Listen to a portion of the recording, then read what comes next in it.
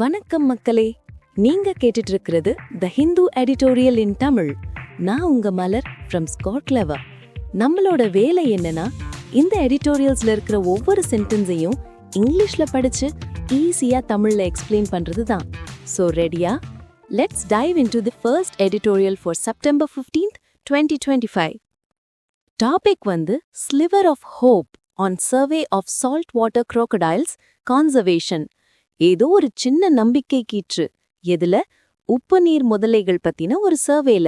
அதோட subtitle An inclusive vision of conservation can protect more habitats.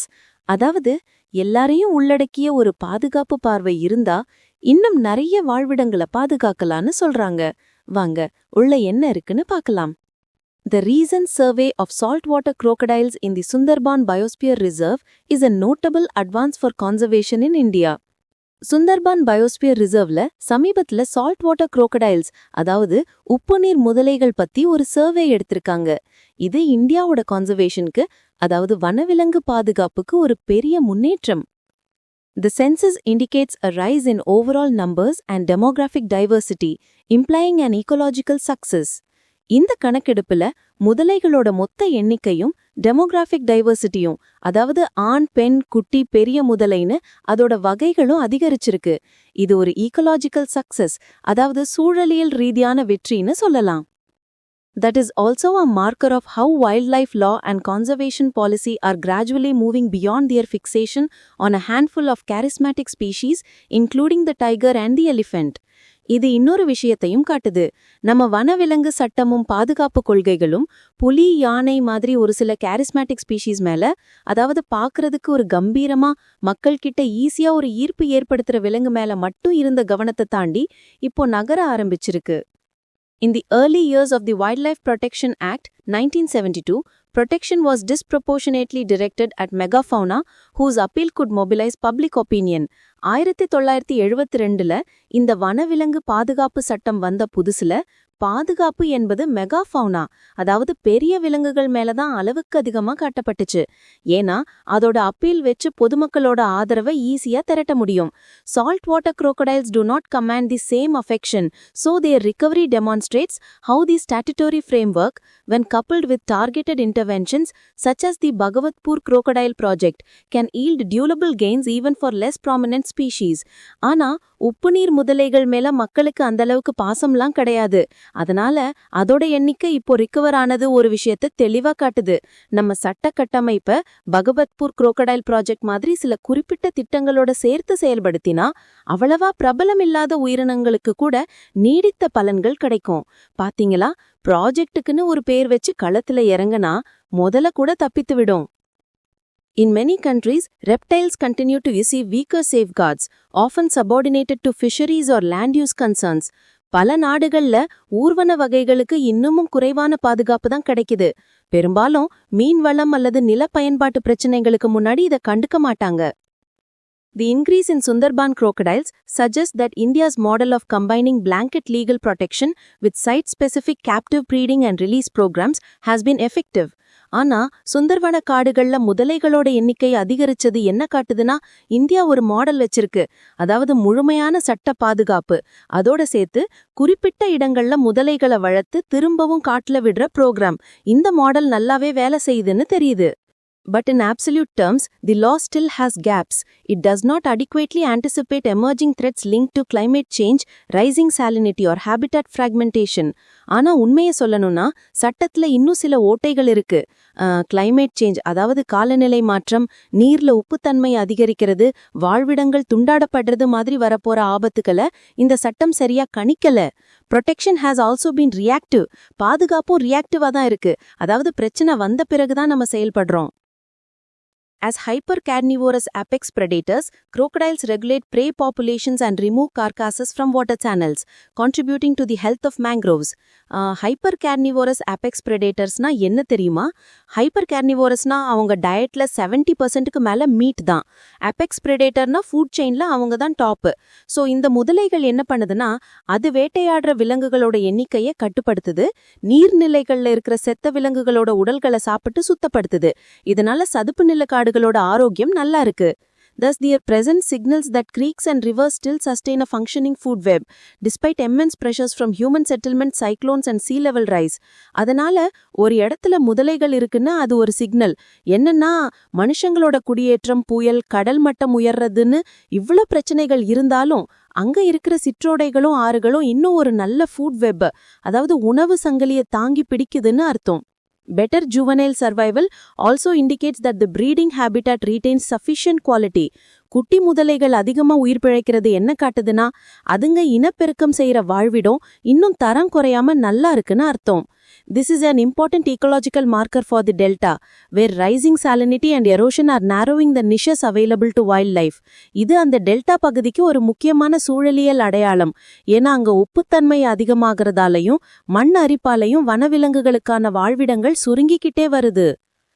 If the crocodile population can establish a stable age structure, it may bolster the resilience of the Sundarbans mangrove networks.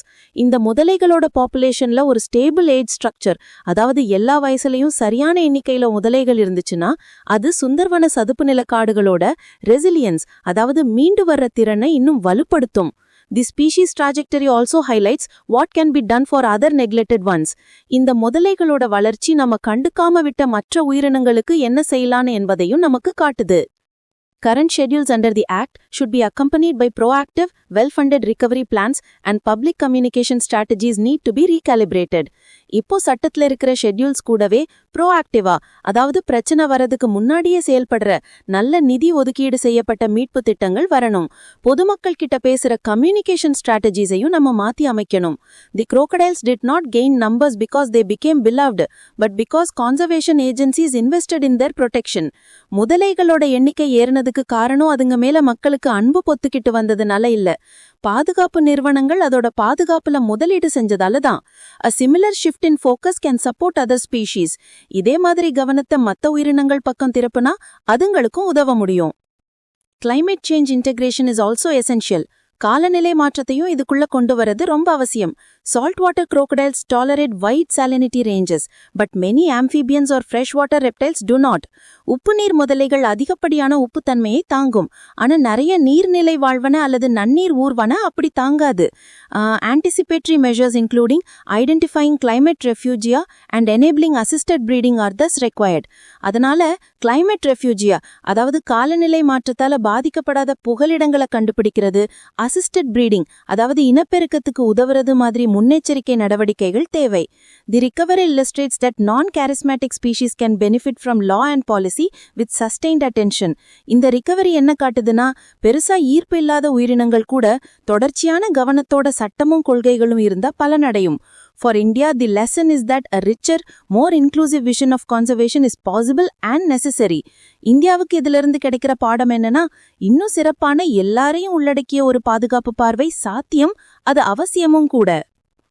Wow, crocodiles பத்தி இவ்ளோ விஷயமா? ரொம்ப interesting. சரி, இப்போ ஒரு சின்ன ஆனா super useful break. நீங்க ஒரு ஆஸ்பிரண்டா இருந்தா உங்களுக்கு vocabularies, idioms and phrases, phrasal verbs எல்லாம் மனப்பாடம் பண்றது எவ்வளவு கஷ்டம்னு எனக்கு தெரியும்.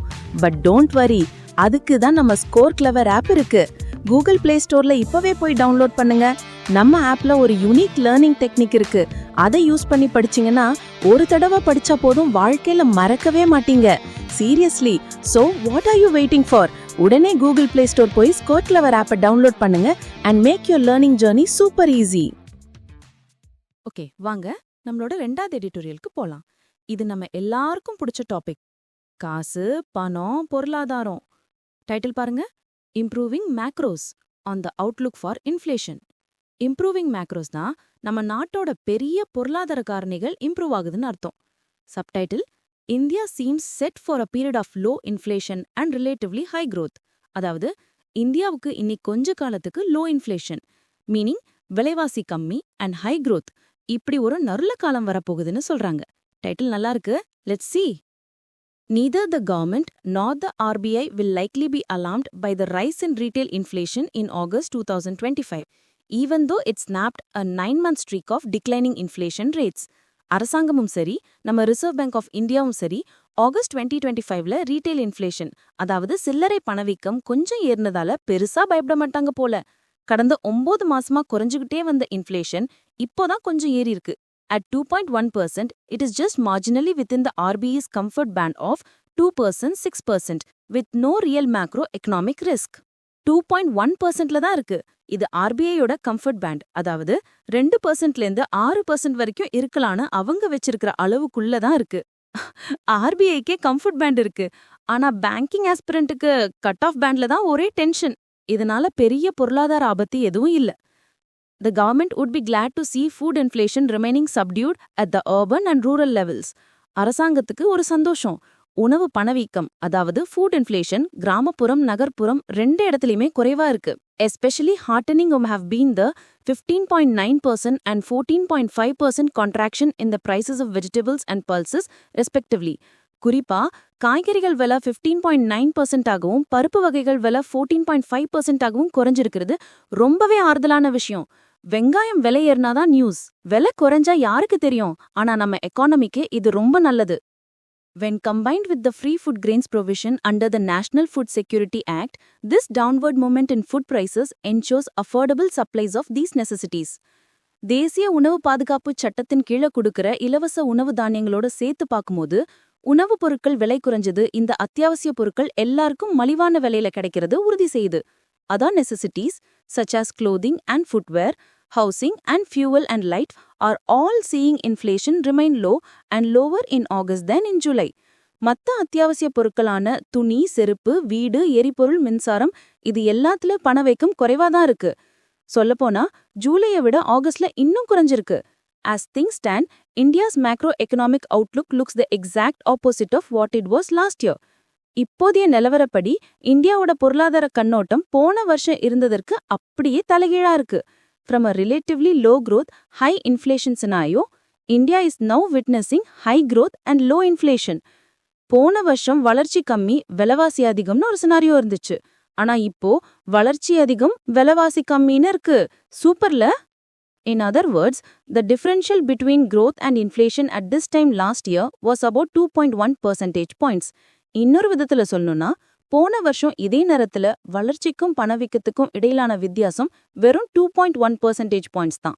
This year, it is about 5.5 percentage points, a welcome and large gap. ஆனா இந்த வருஷம் அந்த வித்தியாசம் 5.5 percentage points. இது வரவேற்கத்தக்க ஒரு பெரிய gap. Of course, there are legitimate questions to be asked about GDP and inflation data, but those questions were valid last year as well, and so do not erode the comparability of the 2 years. கண்டிப்பா GDP மற்றும் inflation data பத்தி சில நியாயமான கேள்விகள் இருக்குதான், ஆனா அந்த கேள்விகள் போன வருஷமும் இருந்துச்சு. அதனால 2 வருஷத்தையும் ஒப்பிட்டு பார்க்கறத அது பாதிக்காது. Looking ahead, the overall outlook for inflation continues to appear benign. இனி வரப்போற காலத்துல பணவீக்கத்தோட ஒட்டுமொத்த கண்ணோட்டம், அதாவது அவுட்லுக், பினைனா, அதாவது பெரிய பாதிப்பு இல்லாம இருக்கும்னு தோணுது. Even if India decides to accede to the US's demands and abandon its purchase of Russian oil, the economic impact is likely to be limited. ஒருவேளை இந்தியா அமெரிக்காவோட கோரிக்கையை ஏத்துக்கிட்டு ரஷ்யா கிட்ட இருந்து எண்ணெய் வாங்குறத நிறுத்தினா கூட அதோட பொருளாதார தாக்கம் குறைவாதான் இருக்கும். Global crude prices are relatively low, and so the discount Russia is able to provide is not as attractive as it was in 2022. உலக அளவுல கச்சா எண்ணெய் விலை இப்போ குறைவா இருக்கு. அதனால ரஷ்யா கொடுக்கிற தள்ளுபடி 2022ல இருந்த அளவுக்கு இப்போ அட்ராக்டிவா இல்ல. The cost increase of switching to other countries for oil is therefore likely to be limited. அதனால மத்த நாடுகள்ல இருந்து எண்ணெய் வாங்க மாறினாலும் செலவு பெருசா அதிகமாகாது. As a result, the impact on inflation within India is also likely to be limited if such an eventuality comes to pass. இதனால ஒருவேளை அப்படி ஒரு நிலைமை வந்தா கூட இந்தியாக்குள்ள பணவீக்கத்துல பெரிய தாக்கம் இருக்காது. On the other hand, the new GST rates will come into effect from September 22. இன்னொரு பக்கம் புது GST rate செப்டம்பர் 22 இருந்து நடைமுறைக்கு வரப்போகுது. With most prices set to come down due to their rates being cut, the impact on the inflation rate is also going to be in the same direction. பெரும்பாலான பொருட்களோட rates குறைக்கப்பட்டு விலை குறைய போறதால பணவீக்கமும் குறையறதுக்கு தான் வாய்ப்பு இருக்கு. The low inflation rate and high growth in Q1 have raised expectations that the RBI's Monetary Policy Committee will cut interest rates further in its next meeting at the end of September. முதல் காலாண்டுல இருந்த குறைவான பணவீக்கமும் அதிக வளர்ச்சியும் ஒரு எதிர்பார்ப்பை ஏற்படுத்திருக்கு. RBIயோட Monetary Policy Committee September கடைசில நடக்க போற அடுத்த மீட்டிங்ல வட்டி விகிதங்களை இன்னும் குறைப்பாங்கன்னு. However, given the ongoing global uncertainties, this might be premature. ஆனா உலக அளவுல நிலவன நிச்சயமற்ற தன்மைகளை பார்க்கும்போது இது கொஞ்சம் அவசரப்பட்ட முடிவா இருக்கலாம்.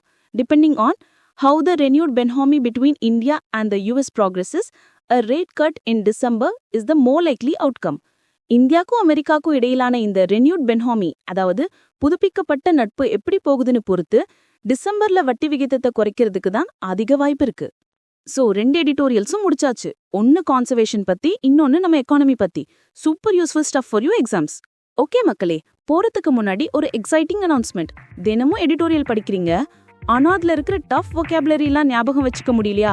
கவலையே வேணாம், உங்களுக்காகவே நாங்க நடத்துறோம் IPL ஃபார் எடிட்டோரியல் வொகாபுலரி.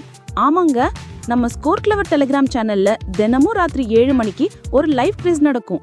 அன்னைக்கு நம்ம பார்த்த எடிட்டோரியல் வொகாபுலரியில இருந்து தான் கொஸ்டின்ஸ். இது வெறும் குவிஸ் இல்ல, இது ஒரு லீக். மந்த்லி லீக், ஸ்கோர்ஸ், ரிவார்ட்ஸ்னு ஒரே ஃபன்னா இருக்கும். சோ நீங்களும் இந்த லீக்ல ஜாயின் பண்ணி வொகாபுலர் சாம்பியன் ஆகணும்னா உடனே டெலிகிராம்ல போய் @vocab_league சர்ச் பண்ணி ஜாயின் பண்ணுங்க. டிஸ்கிரிப்ஷன்லயும் ஜாயினிங் லிங்க் இருக்கு. Don't miss it. Okay folks, that's a wrap for today. I'm Mallar from Score Clever signing off. நாளைக்கு இதே மாதிரி ஒரு ஃப்ரெஷ் அனாலிசிஸோட மீண்டும் உங்களை சந்திக்கிறேன். Bye bye and have a great day.